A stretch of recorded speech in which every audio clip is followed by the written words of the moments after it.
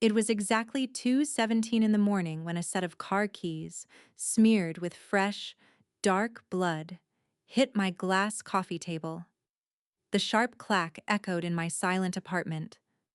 Rebecca stood over me, his face perfectly composed.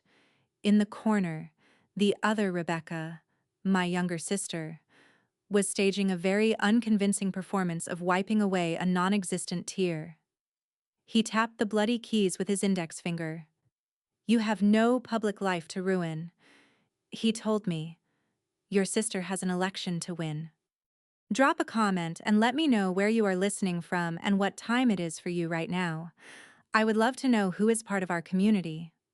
I looked at the keys, and then I looked at the confession papers he had placed right next to them. I did not reach for a pen. I did not ask who she had hit. When I told him I would not sign away my freedom for her hit and run, he simply smiled. It was a cold, practiced smile. He reached into his tailored coat and dropped a folded piece of paper on top of the confession. It was a termination notice, effective immediately. The $12,000 a month he paid for the other Rebecca, my grandmother, and her specialized care facility was canceled. Our mother, yet another Rebecca, stepped out of the shadows of my hallway. She looked down her nose at me. She called my grandmother, an 82-year-old combat medic, an aging parasite. She said those military medals were nothing but worthless scrap metal that could not pay for an oxygen tank. In their world, this was not extortion, it was just basic accounting. For decades, they had operated on a cruel, unspoken rule. If you were not generating money or power for the family brand, you were not considered a human being. You were a disposable asset, a liability to be liquidated the moment you became inconvenient. They gave me an 8 o'clock morning deadline. Either I took the prison sentence, or my grandmother would be thrown onto the street without her life support. I did not scream. I did not throw them out. Panic is an emotion reserved for people who do not understand federal jurisdiction. I simply sat there, completely still, and watched them walk out my front door. The moment my front door clicked shut, the silence in my apartment was deafening. I didn't break it down. I didn't reach for a tissue. Emotion is just a liability in a crisis, and I wrote it off as a bad debt immediately. For years, I had watched my family operate like a corrupt corporation, treating loyalty as a one-way transaction. Tonight, they had finally filed for moral bankruptcy. I picked up my phone. They assumed that the bloody SUV parked in my spot was just a personal vehicle. They were entirely unaware that it was a federally issued asset, heavily retrofitted by judicial security. I opened the encrypted application on my home screen. 3 precise taps. That was all it took to execute a complete preservation lock. In less than 10 seconds, the exterior dashcam video, the interior cabin audio, the sudden impact telemetry, and the precise GPS routing were permanently uploaded and sealed onto an FBI cloud server. The evidence was untouchable. No high-priced lawyer could erase it, and neither could I. The hours between 3 and 6 in the morning compressed into a blur of cold, calculated motion. I didn't sleep. I didn't pace the floor. I prepared. As the first rays of dawn broke over the city skyline, I walked through the quiet, sterile corridors of the nursing home. I had expected to find my grandmother frantic, perhaps packing her meager belongings before her funding was ruthlessly cut off. I should have known better. Rebecca was sitting by the window, completely at peace. She wasn't packing a single bag. Instead, she was meticulously polishing the brass buttons of her old military uniform, her hands perfectly steady. She had survived combat zones. The empty threats of a corporate bully were not going to make her flinch. She looked up, her eyes sharp and unyielding. "They always were incredibly sloppy," she said, her voice smooth and even. She reached into her pocket and slid a small, digital audio recorder across the table. "When they stormed into my apartment last night, I had left our phone call connected. She hadn't just listened in silence. She had pressed record. Every explicit threat to terminate her life support, every demand for a false confession, was captured in high-definition audio. The aging parasite was heavily armed, and our trap was perfectly set. 8 o'clock in the morning arrived with sharp precision. My family strutted into the federal courthouse downtown, completely unified in their absolute delusion. My father, Rebecca, led the charge, his expensive leather shoes clicking loudly on the polished marble floor. He actually checked his heavy silver watch, letting out an exaggerated sigh of annoyance while waiting near the security checkpoint. He was genuinely irritated by the delay.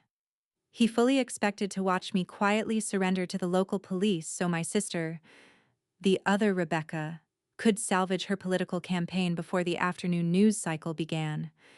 The dramatic irony of that morning was almost suffocating. They genuinely believed they held every single ounce of power in this transaction. They walked with the unchecked confidence of people who had spent my entire life treating me like a useless disappointment. In their eyes, I was just a bad investment that was finally paying a small, convenient dividend. My mother, Rebecca, adjusted the lapels of her designer coat and leaned in to whisper to my sister. She reminded her to maintain a sad but resilient smile for the reporters she had already tipped off outside. They had scripted my downfall perfectly, treating my freedom like a minor administrative fee for their continued success. A uniformed bailiff met them in the grand lobby. He did not point them toward a local processing room or a dingy holding cell. Instead, he ushered them down a quiet, restricted hallway, straight toward the heavy oak doors of a federal courtroom. My father frowned, clearly confused by the mahogany and the federal seal on the wall, but his sheer arrogance pushed him forward. He assumed his wealth and status had simply bought them a better, more private waiting room. The heavy doors clicked shut behind them, sealing the room with a definitive, metallic echo. They stopped dead in their tracks. The air seemed to instantly vanish from their lungs. They immediately looked down at the wooden defendant's table, fully expecting to see me sitting there in handcuffs with my head bowed in total submission.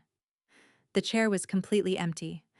Then, my father slowly looked up. I was not at the bottom of the room waiting to be judged. I was sitting high above them at the bench, looking down at the exact people who had spent 38 years trying to make me feel small. I did not smile. I did not say a single word. I simply stood up and calmly zipped up the black robe of a United States magistrate judge. My father's confident posture shattered instantly, his face draining of all color. The trap was perfectly sprung, and they had walked right into it. Time stopped in that courtroom. The only sound was the heavy, rhythmic hum of the air conditioning. I looked down from the bench at my father, Rebecca. The arrogant smirk had vanished from his face, replaced by a slack-jawed, terrified silence.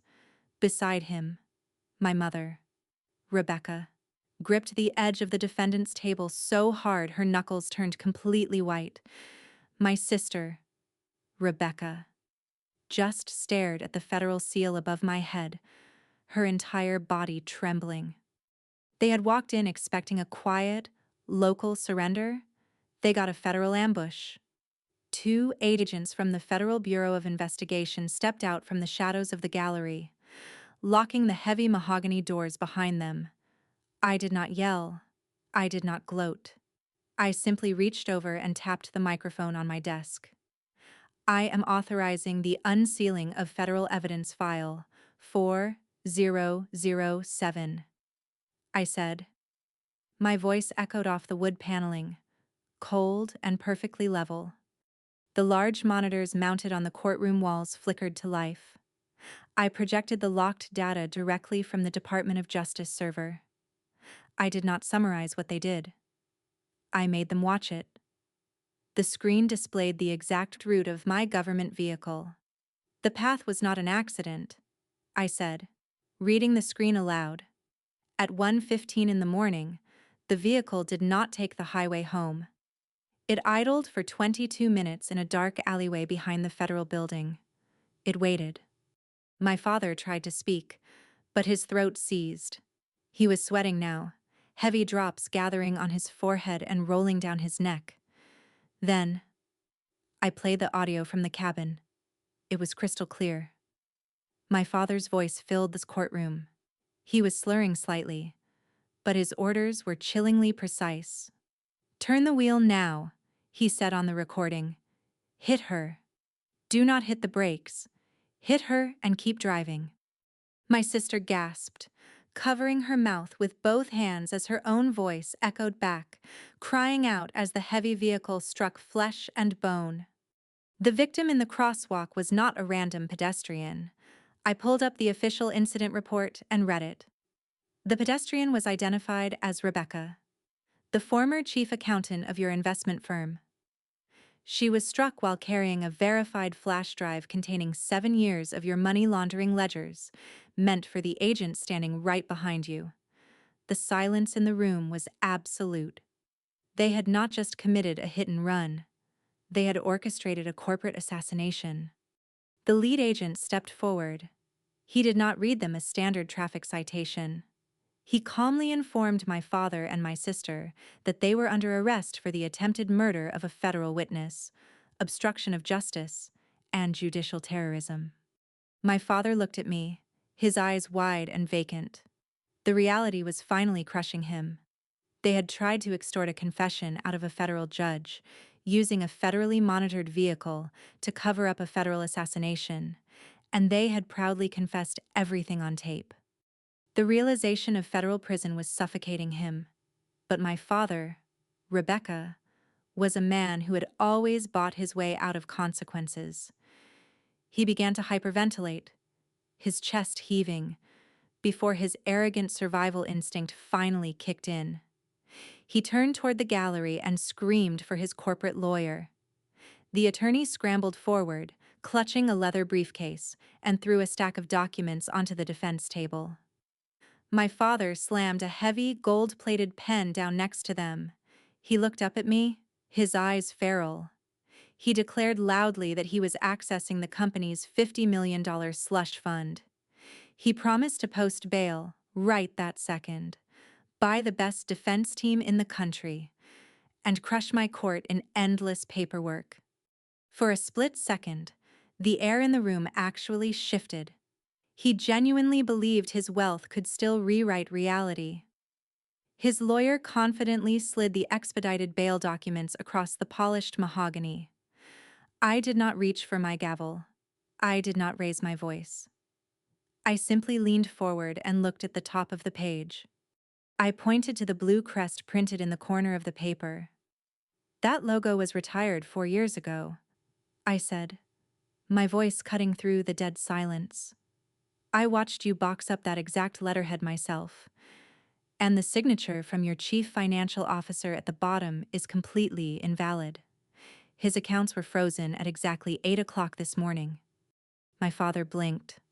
The gold pen slipped from his sweaty fingers and clattered against the wood.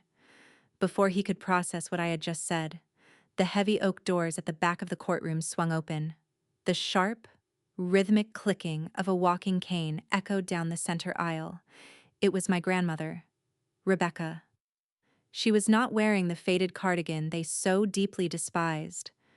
She was in full dress military uniform, her combat medals catching the harsh overhead light. She walked straight past her son without a glance and stopped at the edge of the well. My father stared at her in utter disbelief.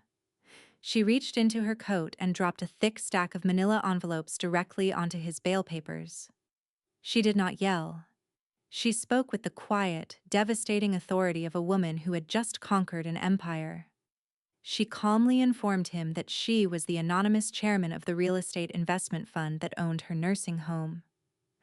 Over the last decade, she had quietly bought out every single ounce of his company's toxic debt. She tapped the top envelope. "Those are your foreclosure and immediate termination papers," she said. The money was gone. His $50 million safety net did not exist anymore. He had tried to throw her onto the street. But she had just bought the street. I sat perfectly still on the bench, watching a man realize that the aging parasite he had tried to exterminate was actually the absolute owner of his entire life. As the heavy mahogany doors of the courtroom clicked shut behind my grandmother's departure, the suffocating silence in the room finally broke. It did not break with dignity. It shattered into a million jagged pieces of absolute panic. The illusion of our family's flawless, united brand disintegrated the exact moment their money evaporated.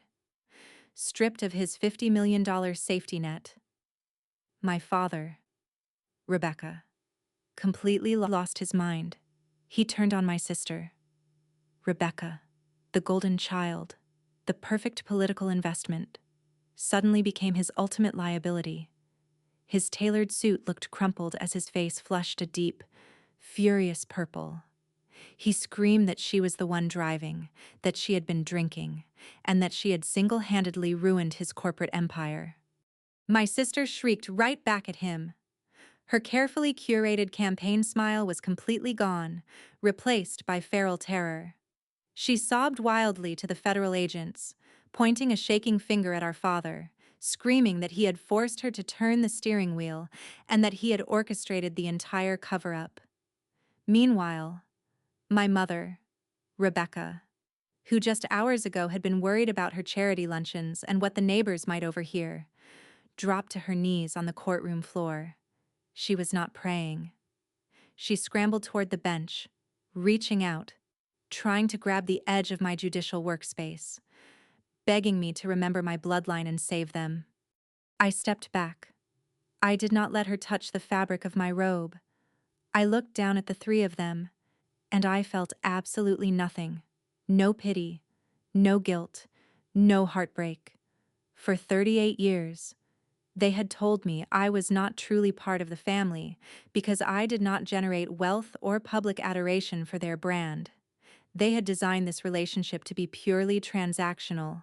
Now that their account was overdrawn, I was simply closing the ledger. Letting go of bloodlines is supposed to be a tragedy, but when those bloodlines were only ever used as a rope to hang you with, cutting the cord feels exactly like taking your very first breath. The federal marshals stepped in. Handcuffs clicked in rapid succession, a cold, heavy metallic sound that echoed perfectly off the high wooden ceiling. I sat in silence and watched them being physically dragged away. They were still screaming, pointing fingers, offering up every dark family secret they could think of to save their own skin.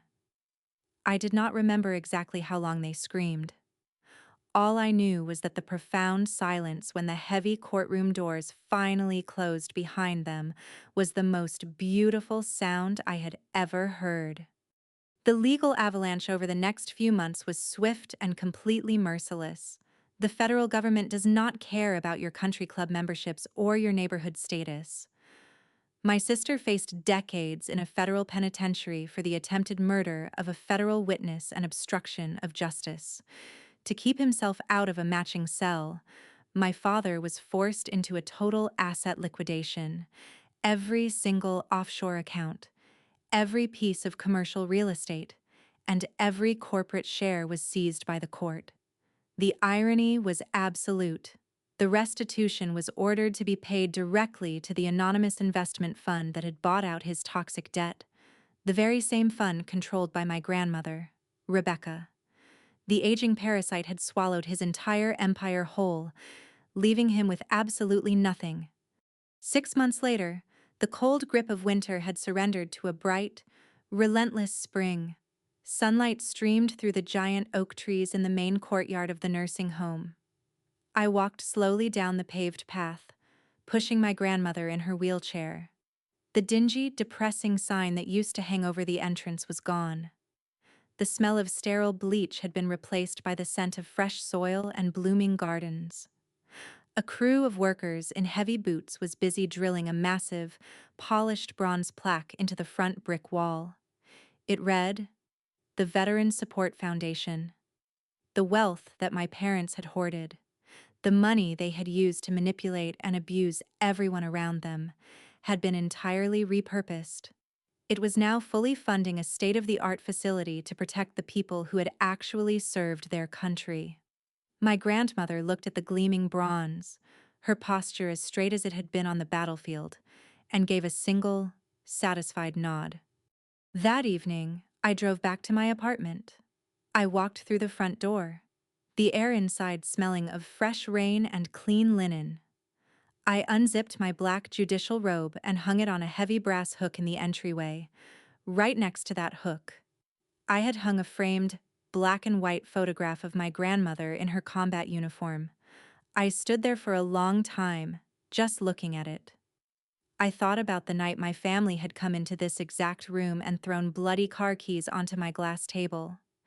They had demanded my freedom so they could escape their own consequences. For most of my life, I had confused endurance with loyalty. I had believed that being the stronger person meant absorbing their insults, solving their crises, and asking for nothing in return. Each time I protected them, I told myself I was saving the family. In reality, I was just helping to create a system where their comfort mattered more than my boundaries. My silence had not created peace, it had only created permission. But I had finally learned the truth. Loyalty without accountability is not love. When people ask you to surrender your dignity, your freedom, or your truth so they can escape the consequences of their own actions, that is not unity. It is just exploitation disguised as sacrifice. Real integrity does not mean abandoning people when they fail. It means refusing to help them transform their failures into deception. I brewed a single cup of premium coffee, walked over to the window, and looked out over the quiet city street. The mental spreadsheet I had carried for decades was completely blank. I owed nobody, and nobody owed me. That night, for the first time in my entire life, I slept entirely through until the morning. There was no guilt, no noise, and no manipulation. I was finally, completely free. Sometimes the people demanding loyalty are just looking for a shield. If you have ever had to walk away from toxic people who were supposed to be family, you know exactly how heavy that door is to close. Share this story if you believe in protecting your peace at all costs. And drop a 100 in the comments if you would have let the gavel fall exactly the same way.